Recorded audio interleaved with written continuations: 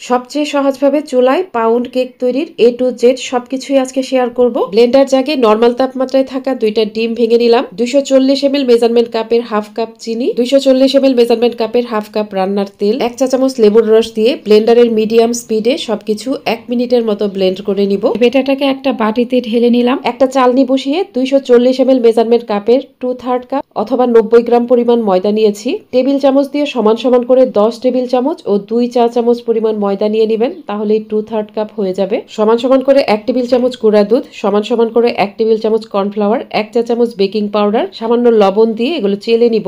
ব্যাটারের সাথে শুকনো উপাদান ভালোভাবে মিশিয়ে নেওয়ার পর 6 ইঞ্চি একটা কেক মোল্ডে তেল ব্রাশ করে একটা কাগজ কেটে বিছিয়ে দিলাম। কাগজের উপরেও তেল ব্রাশ করে নিতে হবে। এখন এখানে কেকের বেটার ঢেলে দিলাম। মোল্ডটাকে হালকা করে কয়েকবার ট্যাপ করে দিবেন, তাতে এয়ার বাবলস থাকবে না। কেক বেক করার জন্য চুলায় আগে থেকে একটা নরমাল সিলভারের হাঁড়ি ঢাকনা দিয়ে ঢেকে চুলার মিডিয়াম আঁচে 4 থেকে 5 মিনিট গরম করে নিয়েছি। হাঁড়ির ঢাকনা খুলে এখানে একটা স্ট্যান্ড বসিয়ে স্ট্যান্ডের উপরে কেকের মোল্ড বসিয়ে দিলাম। কেকের উপরে সুন্দর কালার আনতে চাইলে অবশ্যই সিলভারের ঢাকনা দিয়ে ঢাকতে হবে। আর এই যে হাঁড়ি ঢেকে দিলাম, 1 ঘন্টা আগে একবারও ঢাকনা খুলবো না। চুলার মিডিয়ামে থেকে সামান্য কম আঁচে কেকটা বেক করতে হবে। 1 ঘন্টা 5 মিনিট পর কেকের খুব সুন্দর একটা সুঘ্রাণ পাওয়া গেলে ঢাকনা খুলে একবার চেক করে দেখলাম। একটা কাঠির মাধ্যমে চেক করে নিয়েছি। চুলা থেকে নামিয়ে নেওয়ার পর গরম কেকের উপর সুগার সিরাপ ব্রাশ করে দিতে হবে। সুগার সিরাপ ব্রাশ করে ঢেকে একপাশে রেখে দিবেন। পুরোপুরি ঠান্ডা হয়ে যাওয়ার পর কেকটা কেটে পরিবেশন করুন।